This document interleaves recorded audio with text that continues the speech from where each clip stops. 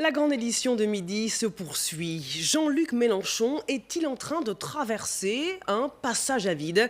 Lui qui a concédé une défaite face à Emmanuel Macron sur le front de la réforme du Code du travail, il a le point. A-t-il reconnu? Peut-il rebondir? Et comment, à l'heure où certains de ses camarades de la France Insoumise concentrent le feu des critiques? On va poser la question à Alexis Corbière. Bonjour. Bonjour. Vous êtes député de la France Insoumise de Seine-Saint-Denis et porte-parole de Jean-Luc Mélenchon. Merci d'être avec nous sur LCI. Merci de m'inviter.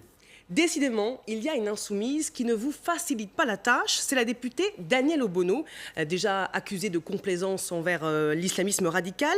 Elle continue d'appeler camarade cette femme, Ouria Boutelja, porte-parole du Parti des indigènes de la République, qui se présente comme une militante antiraciste, engagée contre l'islamophobie.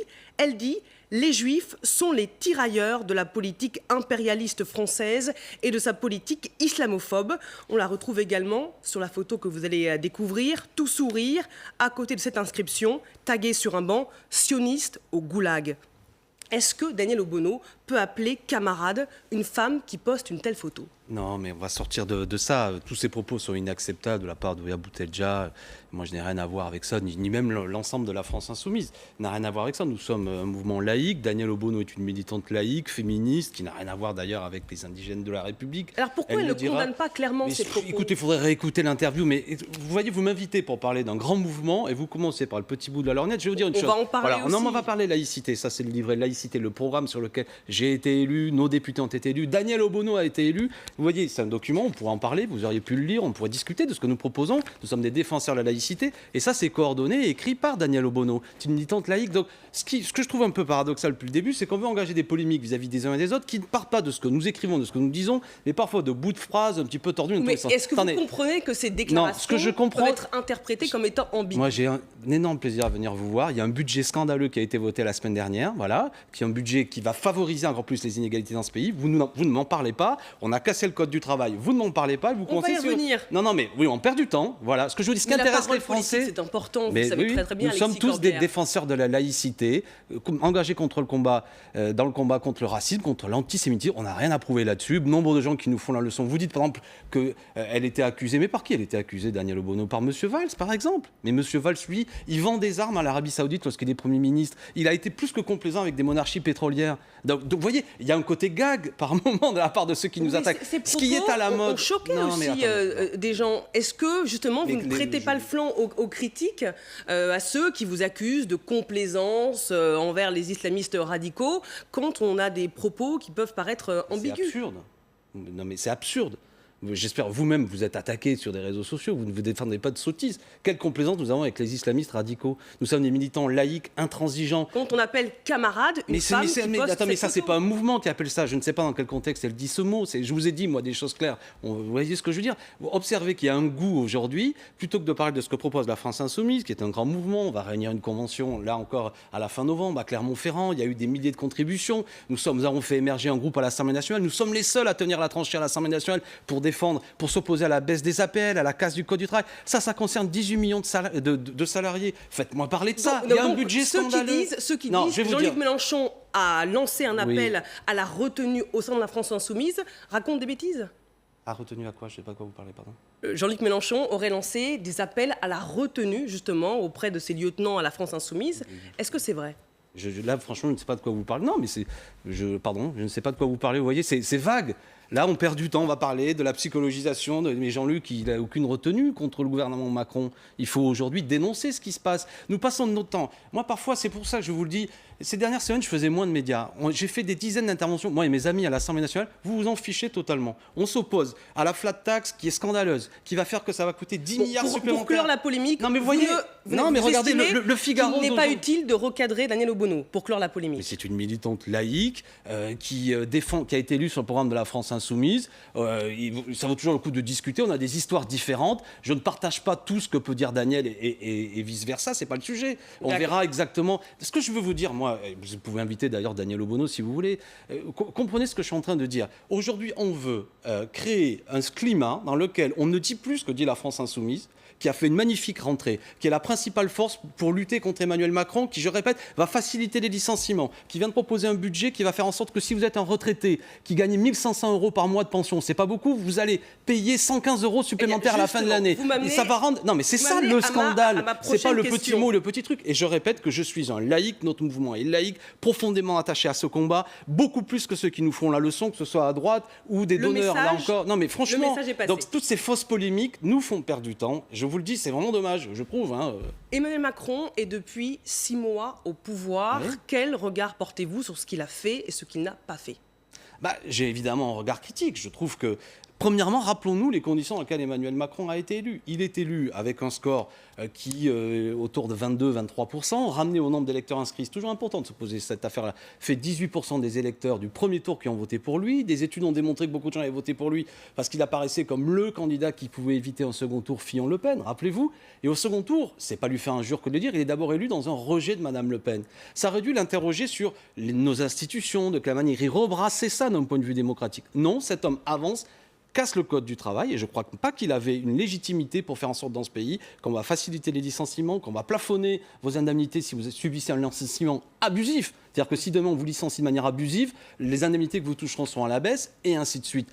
De la même façon, il y a un budget qui a été fait qui va rendre de l'argent, imaginez-vous, aux ultra-riches. 9 milliards d'euros supplémentaires vont être redonnés à la poignée des 1% des ultra-riches de ce pays, alors qu'à l'inverse, les plus modestes, qui étaient aidés par les APL, vous savez, c'est vraiment les 6,2 millions de Français les plus modestes, on va leur prendre 5 € par mois. J'évoquais tout à l'heure la CSG, les retraités modestes vont payer plus cher.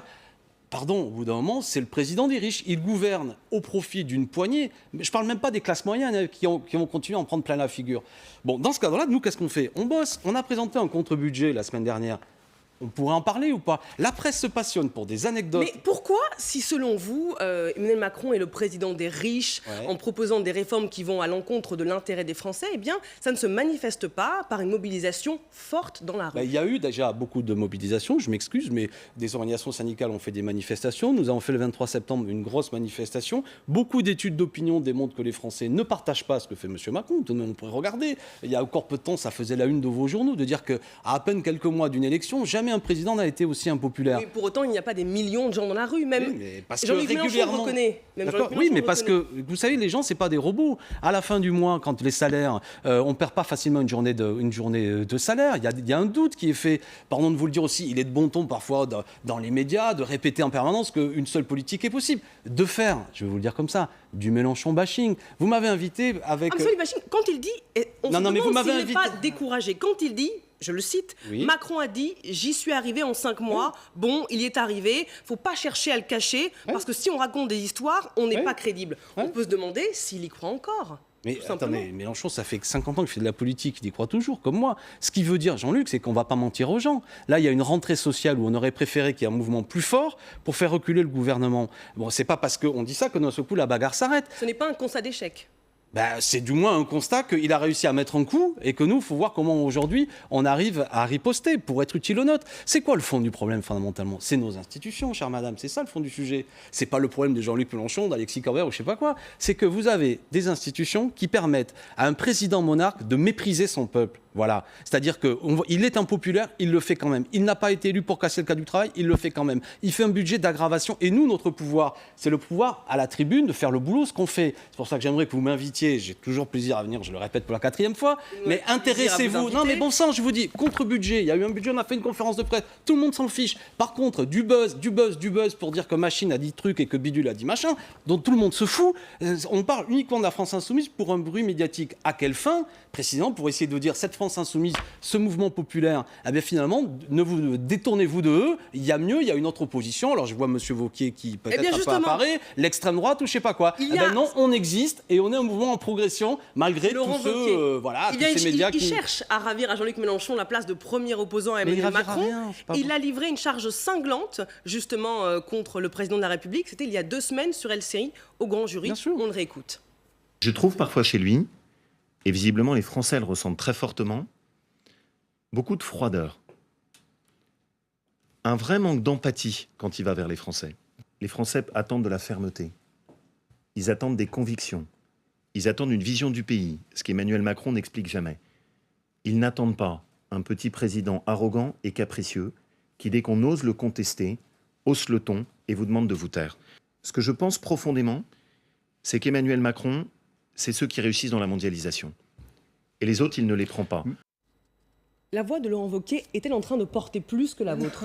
Mais comment dirais-je, on ne boxe pas dans la même catégorie. Il fait son boulot, lui, il est de droite. Lui, il veut aller encore plus loin. Il veut totalement supprimer les impôts pour les plus riches. Moi, nous sommes l'opposition humaniste, sociale, écologique. Lui, c'est autre chose. La droite, ça existe dans ce pays. Et Monsieur Wauquiez parle pour les gens de droite qui pensent qu'il y a trop d'aide sociale aux chômeurs, qu'il faudrait tout supprimer, licencier encore plus facilement. Je les écoute à l'Assemblée nationale, les amis de Monsieur Wauquiez. Eux, il faudrait qu'il y ait encore moins de droits pour les salariés. L'écologie, on s'en fiche, etc.